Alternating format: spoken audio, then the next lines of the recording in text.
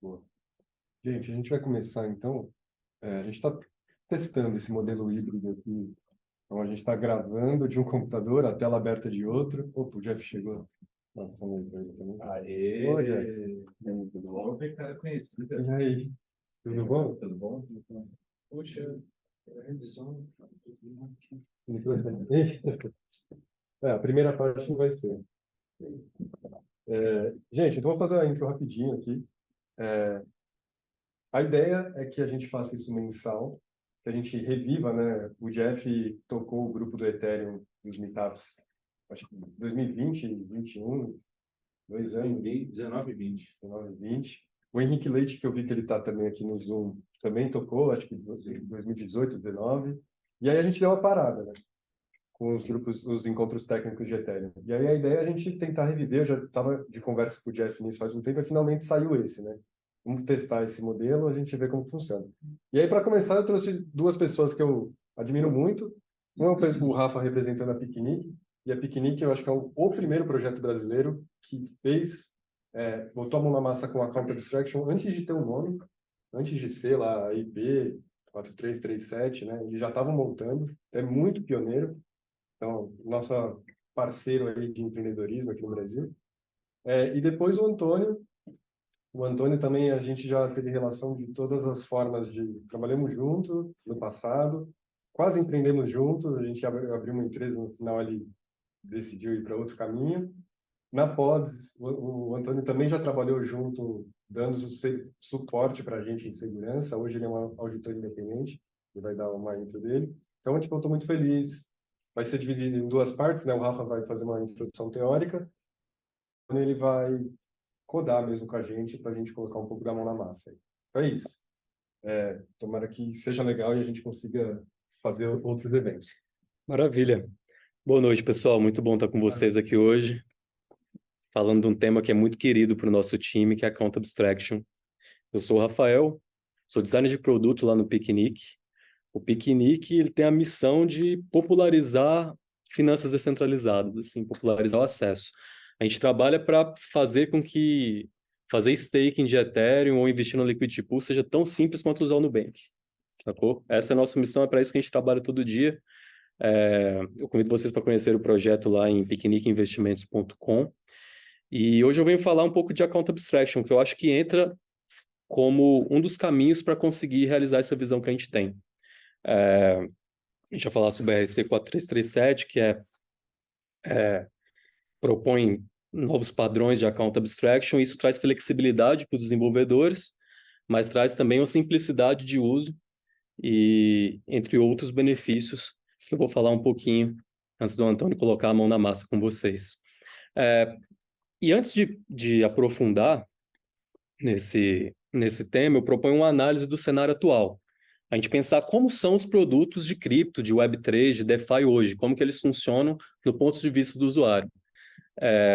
E para fazer essa análise, eu peguei uma tarefa relativamente simples, que é gerar renda em dólar, em DeFi, que eu vou passar por comprar o SDC, adicionar liquidez numa pool da Balancer, fazer staking, ganhar incentivos da BIF, e tudo isso na rede Polygon.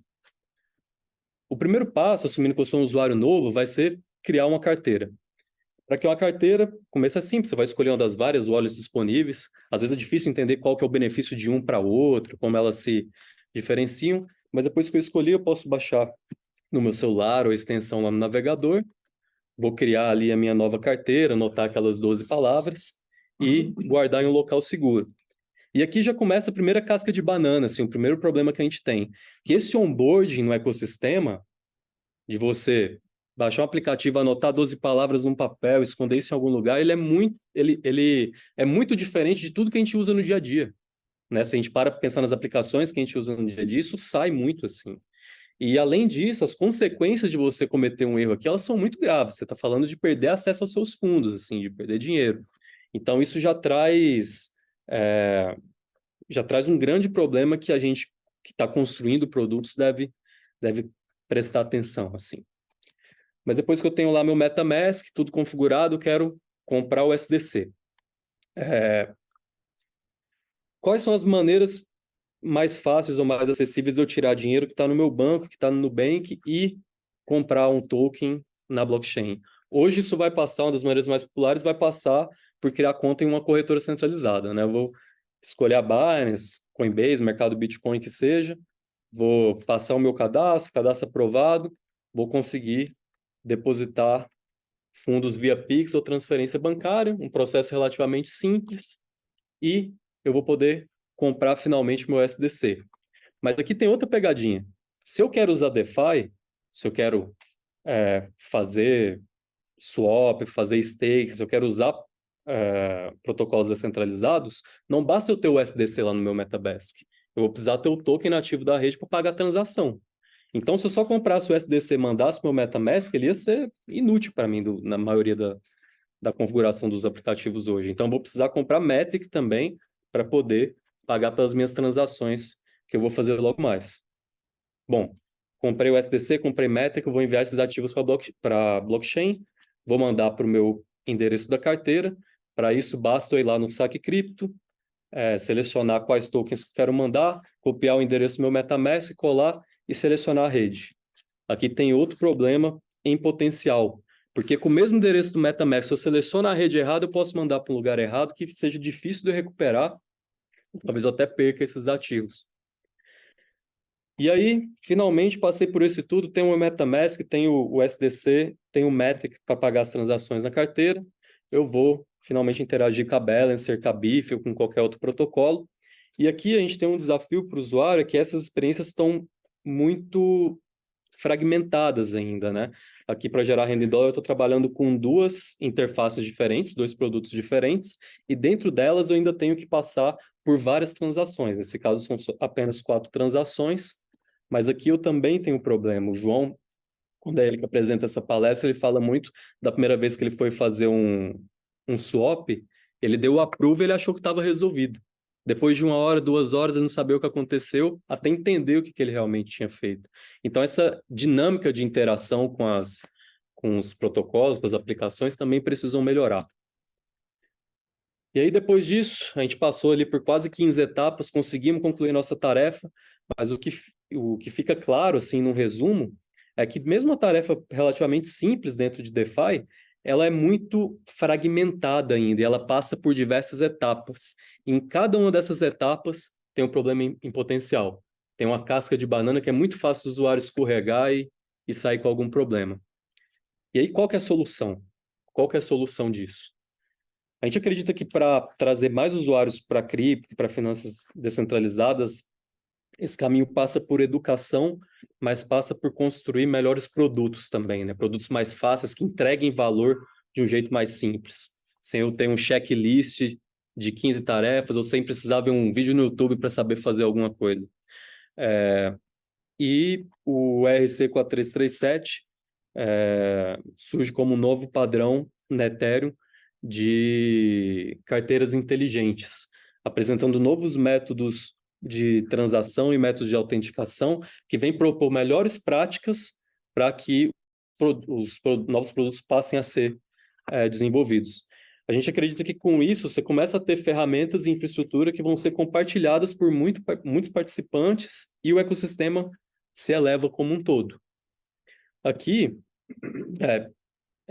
essas mudanças, esses padrões, eles trazem vários benefícios e eu quis pegar cada uma dessas etapas que a gente já falou nessa jornada para concluir aquela tarefa, quis pegar cada uma dessas etapas para mostrar como que eles podem ser aplicados na prática, tá?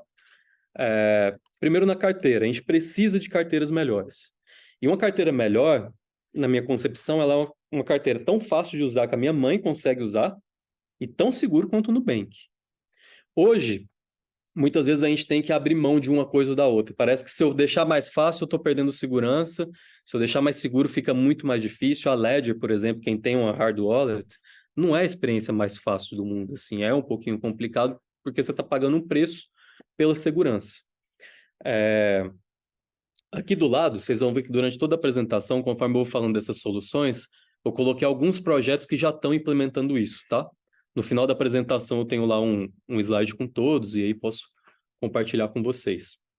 Mas sobre a facilidade das carteiras, o que a gente tem visto é que quando você fala de uma carteira inteligente, elas podem ser criadas com login social, com conta no Google, e no final das contas, você pode deixar essa experiência de carteira transparente.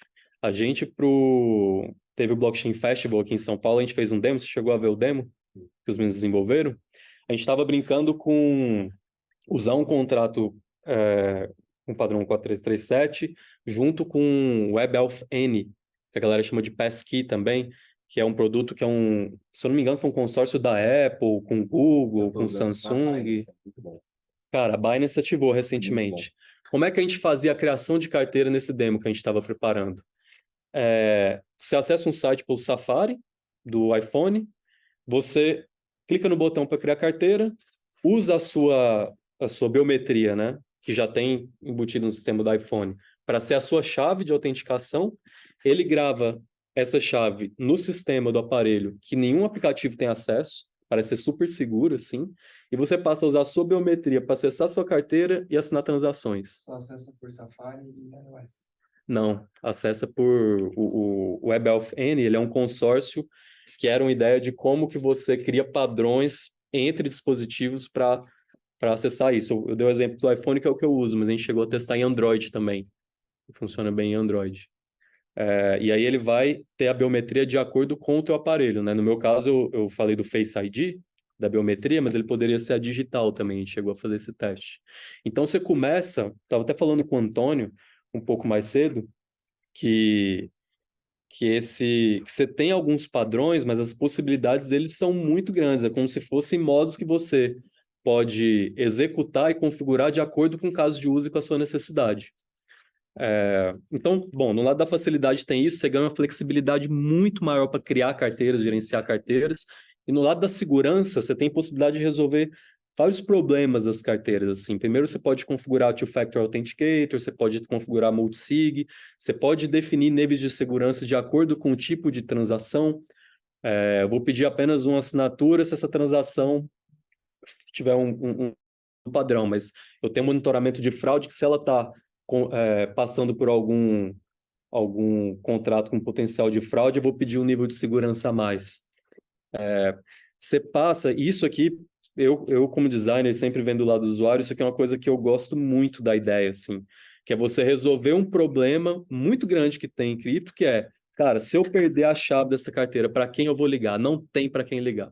Não tem, essa MetaMask não tem um atendimento ao consumidor. Mas quando você tem essas carteiras que são programáveis, você pode começar a brincar com coisas do tipo quebrar essa chave em 3 partes, e isso é uma coisa que a gente estava começando a discutir no piquenique, como é que a gente implementar. Imagina que você cria a sua carteira ou quebra essa chave em 3 partes.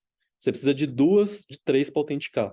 Uma dessas partes fica no seu dispositivo, uma dessas partes fica no teu e-mail, e uma dessas partes talvez fique com a gente. A gente não consegue mexer em nada com uma dessas partes só. Mas se um dia roubarem seu celular e a sua chave estiver configurada aqui, você conta, com seu login, você consegue falar com a gente e recuperar. Tem toda uma análise de segurança e tudo mais que a gente precisa fazer, mas isso passa a ser possível. E isso me deixa bastante animado. Coloquei algumas carteiras, né? Candid Wallet, Argent, Soul Wallet, Safe, que já estão com iniciativas nesse sentido, que eu recomendo vocês baixarem, darem uma brincada. E aí o resultado disso é que você tem uma carteira que é fácil de usar em 99% dos casos, mas ela tem fricção, ela tem um cuidado de segurança quando existe alguma suspeita. Próximo passo é dentro de corretora, assim, né? Pensando em transações e tudo mais. Esse novo padrão, ele também permite abstração de gas. Eu acho que isso é uma das coisas que o Antônio vai demonstrar hoje. Ele permite você pagar gas com qualquer token RC20. Isso quer dizer que aquele problema de ter que comprar Matic lá atrás, ou seja, qual for o seu token nativo, ele deixa de existir. Porque eu vou poder pagar aquela transação, seja na Polygon ou na rede que eu tiver, eu pago aquela transação com o SDC ou com qualquer outro token. E, inclusive, é possível, isso é uma coisa que a gente já faz hoje no Piquenique, subsidiar o gas dos usuários. O conceito de você pagar por transação, para quem está entrando em DeFi, ele é difícil de assimilar. E aí eu sou lá no Piquenique, eu sou um dos que defende que a gente deveria ver esse custo quase como custo de infraestrutura ou custo de aquisição do usuário, sacou? E hoje a gente subsidia todas as transações que o cara executa dentro da nossa ferramenta. A gente consegue fazer isso. Outra coisa, já falando de rede, você consegue usar várias redes ao mesmo tempo e você deixa de ter um problema que você começa a operar com, sei lá, isso acontece direto comigo. Eu estou operando na Uniswap, começo a fazer a operação, vejo que eu estou na rede Ethereum, eu queria estar na Polygon. Você tem que ir lá, mudar o seu MetaMask e tal. Isso deixa de existir, assim, você deixa super dinâmico, super inteligente, prático.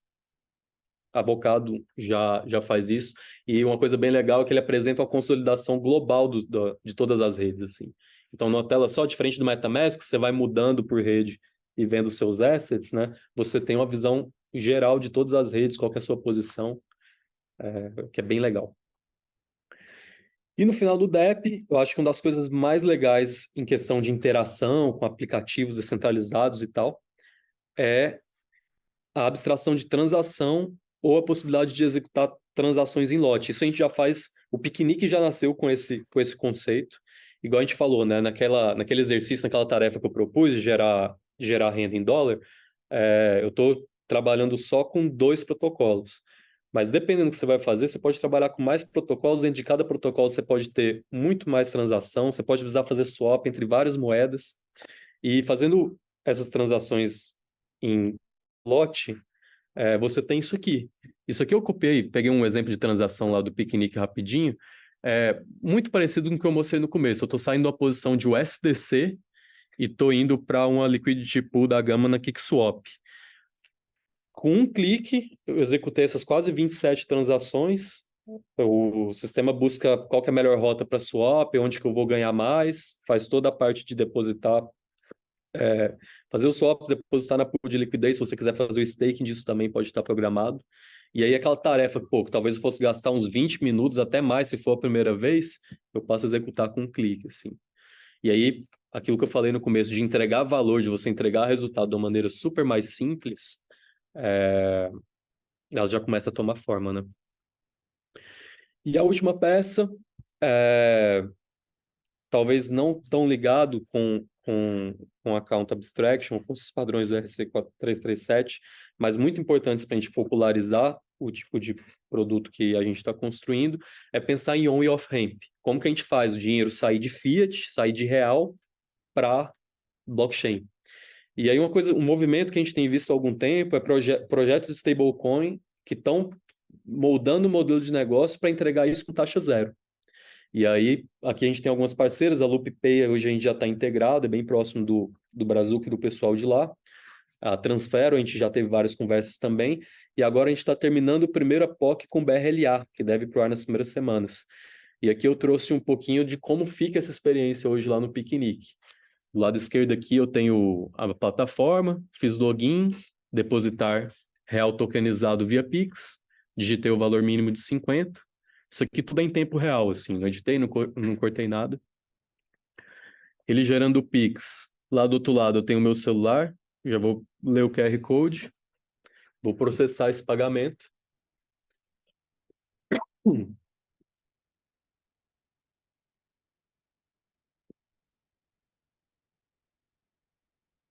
Porra, com Bradesco aqui. Eu me ser fácil como usar o aplicativo do Bradesco. Tira esse Nubank daí. Isso vai ser sempre bem. Vamos bloquear o nosso vídeo.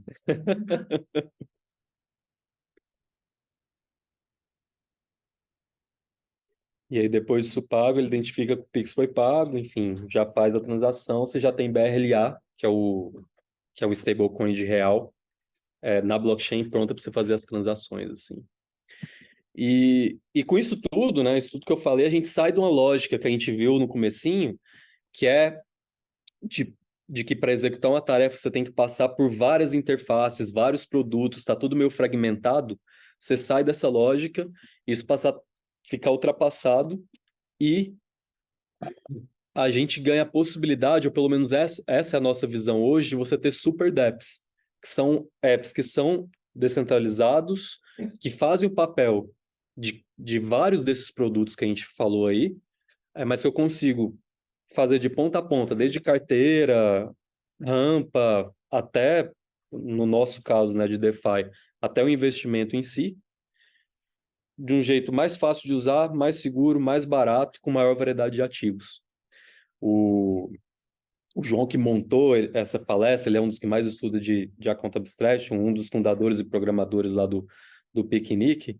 Ele faz uma previsão que em 5 anos a gente vai ter uma Binance que tem exatamente o que a Binance tem, com as complexidades e tudo mais, totalmente descentralizado. A gente começa a ver as tecnologias surgindo para isso. E da minha parte é isso, assim, eu queria mais trazer essa visão geral, né, um pouco da nossa experiência, assim, o que a gente tem visto de movimento e quais são os problemas que passam a estar mais próximos de serem resolvidos com esses novos padrões que vão surgindo. Aqui são alguns produtos que eu falei para vocês que estão sendo implementados, que eu acho que vale a pena dar uma olhada. E por último tem ali o Picnic, picnicinvestimentos.com. Convido vocês para darem uma olhada, seguirem a gente no Twitter. E qualquer feedback é muito bom. E é isso. Muito bom. A palavra para o Antônio aí. Pergunta. Quer perguntar? No chat, né?